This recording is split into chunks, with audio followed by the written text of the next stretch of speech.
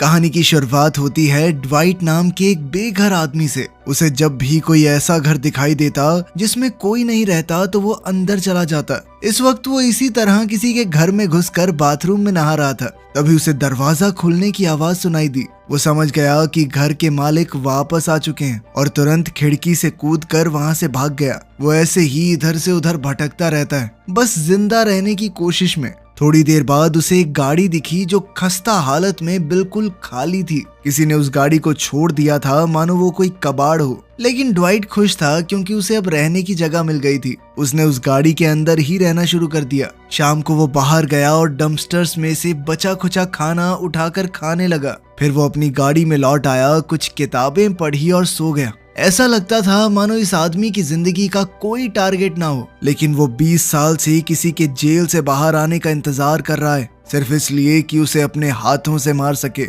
अगली सुबह एक पुलिस ऑफिसर एडी वहां आई। एडी पहले से ड्वाइट को जानती थी। उसने ड्वाइट को गाड़ी से बाहर निकाल कर कहा कि मैं नहीं चाहती तुम किसी तरह की मुसीबत में पड़ो, लेकिन वेड क्लीलैंड जेल से निकलने वाला है। वेड वही आदमी था जिसने 20 साल पहले ड्वाइट के माँ बाप को मार दिया था। ये सुनकर ड्वाइट के अंदर की आग जलने लगी। उसकी जिंदगी का एक ही मकसद था, वेड को मारना। अब उसे पता चल चुका था कि वेड बाहर आ रहा है, इसीलिए वो बदला लेने की तैयारी करने लगा। उसने उस पुरानी कार के अंदर नई बैटरी डलवाई ताकि वो सही तरीके से चल सके। वेड वर्जीनिया की एक जेल से छूटने वाला था तो उसे भी वहीं जाना पड़ेगा। इसके लिए वो एक बंदूक की दुकान में गया, लेकिन वहाँ बंदूकें इतनी ज्यादा महंगी थी कि वो कुछ खरीद नहीं पाया। फिर उसने अपनी बहन को एक लेटर लिखा और एक पार्किंग में गाड़ियों के शीशे तोड़ने लगा, इस आस में कि कहीं किसी गाड़ी में उसे बंदूक मिल जाए। कुछ देर बाद उसे एक बंदूक मिल भी गई, लेकिन उसके ट्रिगर के ऊपर लॉक लगा हुआ था।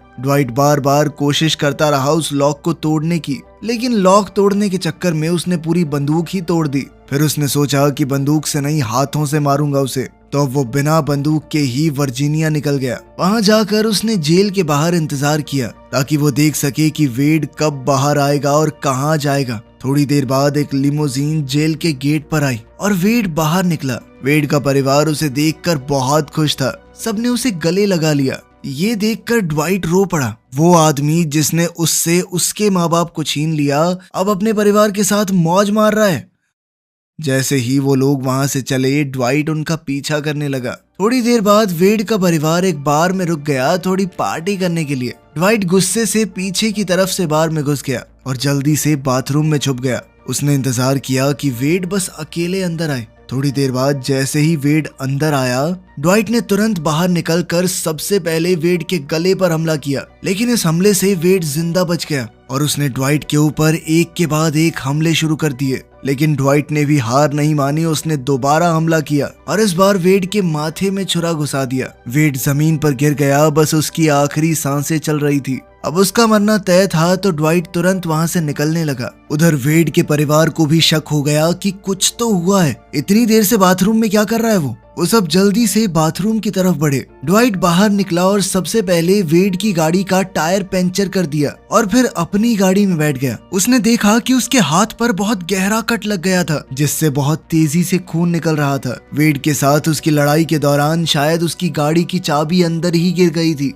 तो उसने सोचा कि वेड की गाड़ी लेकर ही भाग जाता हूँ। वो तुरंत बाहर निकला और वेड की गाड़ी में घुस गया। किस्मत से चाबी गाड़ी के अंदर ही लगी हुई थी। उसने जल्दी से गाड़ी स्टार्ट की और वहां से भागने लगा। थोड़ी देर बाद उसने महसूस किया कि गाड़ी की पिछली सीट पर कोई तो है। उसने गाड़ी रोकी। पीछे से एक लड़का बाहर आया जिसका नाम विलियम है। विलियम जोर से चिल्लाकर बोला कि तुमने वेड को क्यों मारा। इस पर ड्वाइट ने कहा कि वेड ने मेरे माँ बाप को मारा था, अनाथ बना दिया मुझे। यह सुनकर वो लड़का घबरा गया और वहां से भागने लगा। विलियम के हाव भाव से ड्वाइट थोड़ा सोच में पड़ गया। अब उसे लग रहा था कि शायद उसने गलत आदमी को मार दिया। कहीं ऐसा तो नहीं कि वेड ने किसी और का इल्जाम अपने सर पर लिया हो। फिर उसे आगे एक खाली घर दिखाई दिया।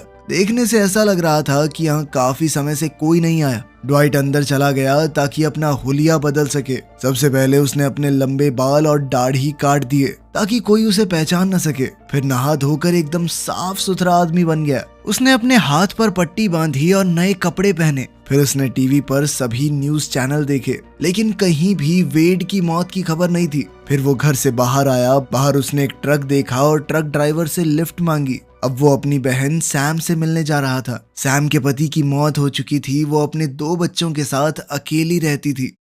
थोड़ी देर बाद ड्वाइट उसके घर पहुंच गया। सैम अपने भाई को इतने समय बाद देखकर बहुत खुश हुई। कुछ देर बाद वो दोनों एक रेस्टोरेंट में खाना खाने गए। फिर अचानक ड्वाइट ने बताया कि मैंने वेड को मार दिया है, वही आदमी जिसने हमारे माँ बाप को मारा था। ये सुनकर सैम बहुत गुस्सा हो गई, लेकिन अंदर ही अंदर उसे थोड़ा सुकून तो था कि उन दोनों को अनाथ बनाने वाला आदमी अब मर चुका है। सैम ने बताया कि वेड का परिवार हमारे पड़ोस में ही रहता है। वो बहुत अमीर लोग हैं, मौके मौके पर मुझे नीचा दिखाते रहते हैं, खासकर अपनी उस लिमोजिन कार की हेकड़ी बहुत दिखाते हैं वो। थोड़ी बातचीत के बाद ड्वाइट को समझ आया कि क्लीलैंड परिवार बहुत ज्यादा ताकतवर है। अब जब उसने वेड को मार दिया है तो वो चुप तो नहीं बैठेंगे, जल्द ही वो उसे ढूंढते हुए उसके पीछे आएंगे। तभी उसे ध्यान आया कि हम दोनों तो बाहर हैं, बच्चों को कौन देख रहा है। ये सोचकर ही वो दोनों बहुत घबरा गए और तुरंत घर की तरफ भागे। सैम अंदर गई तो देखा कि बच्चे बिल्कुल सुरक्षित थे, लेकिन अब वो डर चुकी थी और गुस्से में बाहर आई। उसने ड्वाइट को थप्पड़ मारा। उसने कहा कि सब कुछ एकदम ठीक चल रहा था, तुमने दोबारा हमारे परिवार को मुसीबत में डाल दिया। अब मुझे कुछ समझ नहीं आ रहा कि क्या करूं। ड्वाइट ने कहा कि मैं सब कुछ संभाल लूंगा, लेकिन तब तक के लिए तुम्हें यहाँ से जाना होगा बच्चों को लेकर। उसने सैम से कहा कि अपना सामान पैक करो और बच्चों को लेकर पिट्सबर्ग चली जाओ। जब तक मैं सब कुछ ठीक नहीं कर देता वापस मत आना। सैम को भी समझ आ गया कि उसके बच्चों की सुरक्षा सबसे जरूरी है। उसने सामान पैक किया और वहां से निकल गई, ड्वाइट को वहीं अकेला छोड़कर। अब ड्वाइट को ये पक्का करना था कि उसकी बहन के पीछे कोई नहीं आएगा। सबसे पहले उसने घर चेक किया। फिर उसने सोचा कि अगर वेड के परिवार ने हमला किया तो वो अपना बचाव कैसे करेगा, लेकिन घर में कोई भी हथियार नहीं था। और तो और उसकी बहन शायद चाकू भी अपने साथ ले गई थी। जो छोटी मोटी चीजें उसे मिली उनसे ही ड्वाइट ने अपना जुगाड़ किया और इंतजार करने लगा। जैसे ही रात हुई उसने एक गाड़ी की आवाज सुनी। वो तुरंत खिड़की की तरफ भागा। जैसे ही उसने बाहर देखा तो उसने वेड के 2 भाइयों को देखा। उनका नाम टेडी और कार्ल था। वो दोनों ड्वाइट की गाड़ी में ही वहां आए थे। ड्वाइट समझ गया था कि ये लोग हथियार लेकर उसकी पूजा करने तो आए नहीं, उसे मारने ही आए हैं। वो तुरंत ऊपर गया और बाथरूम की लाइट ऑन कर दी, साथ ही पानी भी चला दिया, ताकि अगर वो लोग घर में आए तो सीधा ऊपर चले जाएं, ये सोचकर कि जो भी है ऊपर ही है, नीचे इधर उधर ना ढूंढे। लाइट ऑन करके ड्वाइट ने फिर से खिड़की से देखा और वो समझ गया कि दोनों भाई अलग अलग रास्ते से आ रहे हैं, एक मेन गेट से और दूसरा बैक गेट से। फिर ड्वाइट नीचे आकर हॉल में सोफे के नीचे छुप गया। दोनों भाई घर के अंदर आ गए और धीरे धीरे ऊपर जाने लगे।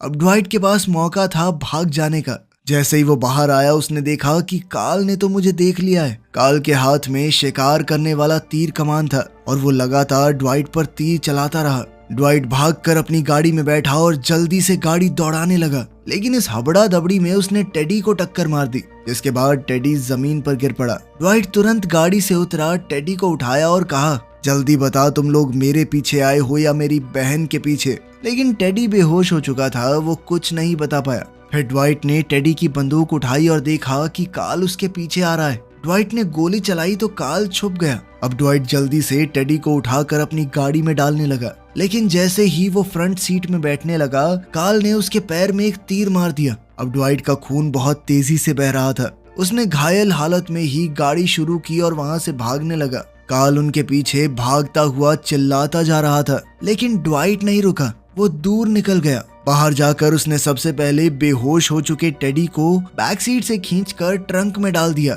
ड्वाइट को इस वक्त बहुत ज्यादा दर्द हो रहा था। उसने कोशिश की अपने पैर से तीर को निकालने की, लेकिन वो आसान नहीं था। फिर वो उसी हालत में स्टोर तक पहुंच गया। अपने घाव को छुपाते हुए उसने कुछ दवाइयां और थोड़ा सामान ले लिया ताकि तीर को निकाल सके, लेकिन इस सब के बाद भी वो तीर नहीं निकाल पाया। खून बहुत तेजी से बह रहा था। उसे लगने लगा कि वो कभी भी मर सकता है। आखिर में उसे हॉस्पिटल जाना ही पड़ा, लेकिन डॉक्टर से मिल पाता उससे पहले ही बेहोश होकर गिर पड़ा। जब उसकी आंख खुली तो उसने देखा कि वो एक बेड पर पड़ा है। उसका इलाज हो चुका था और उसके पैर में स्टिचेस लगे थे। ड्वाइट का पैर अभी पूरी तरह से ठीक तो नहीं था, लेकिन फिर भी वो अस्पताल में रुक नहीं सकता था। वो बाहर आया और जल्दी से अपनी गाड़ी के पास पहुंचा। उसने डिक्की के पास थोड़ा खटखटाया, जिसके बाद टेडी जोर जोर से चिल्लाने लगा। इसका मतलब साफ था कि वो अभी जिंदा है। फिर उसने जल्दी से अस्पताल वाले कपड़े भी बदल लिए। सब ड्वाइट के प्लान के हिसाब से ही हो रहा था। अब ड्वाइट सीधा अपनी बहन सैम के घर गया। उसने सबसे पहले घर के अंदर खिड़की दरवाजे लॉक कर दिए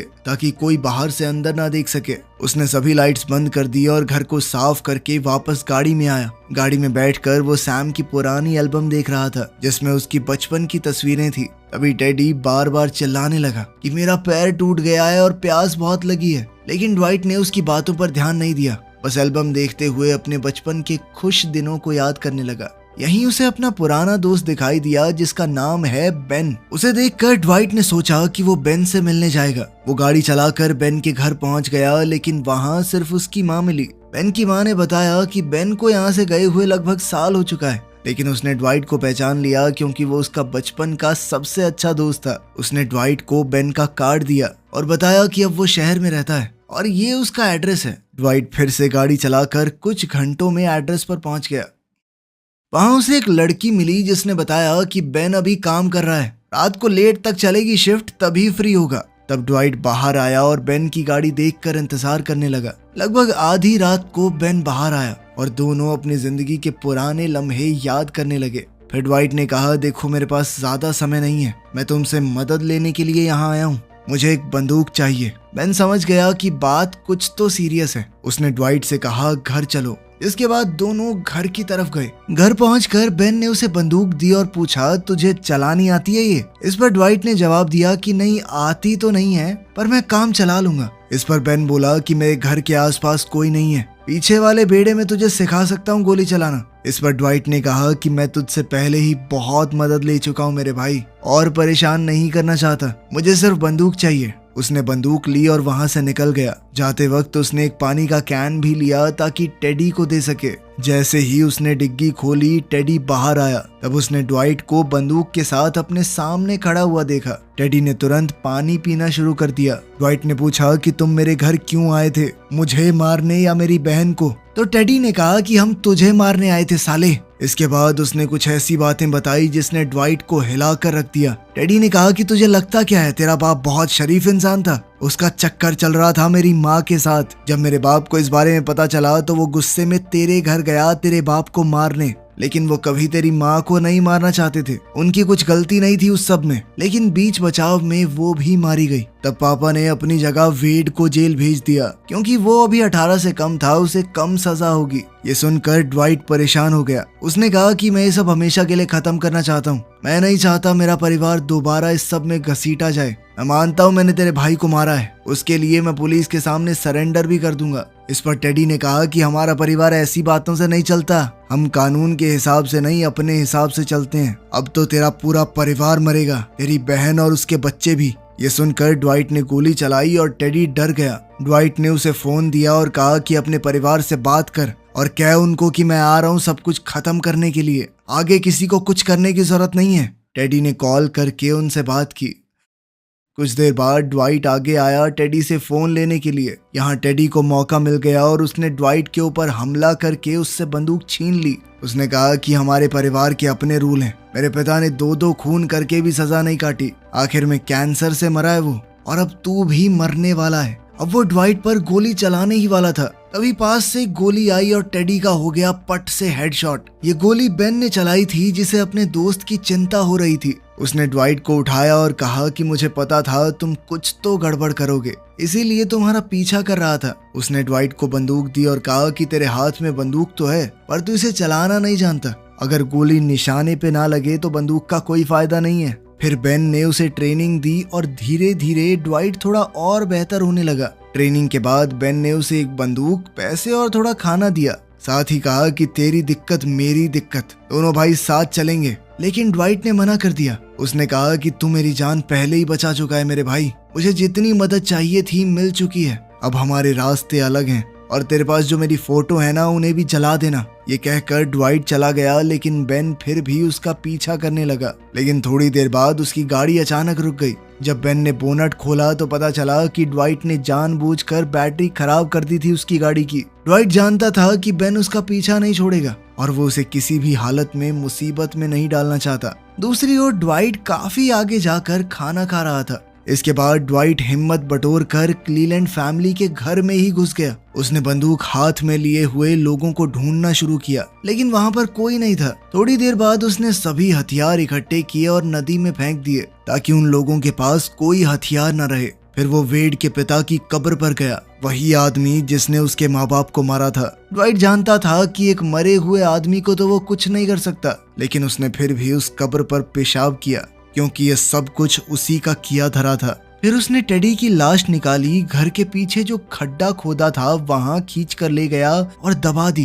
फिर उसने लाश को अच्छे से दबा दिया और घर के अंदर बैठकर इंतजार करने लगा कि ये सब लोग कब आएंगे। उसने हर जगह जाल बिछाए हुए थे पर कोई नहीं आया। जब शाम को अचानक से घर की लाइट जल गई तो वो डर गया। उसने बंदूक उठाई और देखने लगा कि कौन आया है। फिर उसे समझ आया कि ये लाइट तो ऑटोमेटिक थी, शाम को 8 बजे जल जाती हैं। अब उससे और इंतजार नहीं हो रहा था। उसने अपने घर का नंबर मिलाया और मैसेज छोड़ा कि वो सब कुछ खत्म करना चाहता है। उसे उनके परिवार से कोई दुश्मनी नहीं है, बस उस आदमी से थी जिसने उसके माँ बाप को मारा। लेकिन अगर वो उसकी बहन के पीछे गए तो वो किसी को जिंदा नहीं छोड़ेगा। कुछ घंटों बाद क्लीलैंड परिवार के लोग वापस आए। 3 लोग घर में घुसे, कार्ल और उसकी 2 बहनें। उनकी बातों से ड्वाइट को पता चला कि उन्हें सैम के बारे में सब कुछ मालूम पड़ गया है कि वो अभी पिट्सबर्ग में है और जल्द ही वो उसे मारने वाले हैं, साथ ही उसके दोनों बच्चों को भी। ये सुनकर ड्वाइट को बहुत गुस्सा आया और उसने सीधा कार्ल को गोली मार दी। अब सिर्फ उसकी 2 बहनें बची थी।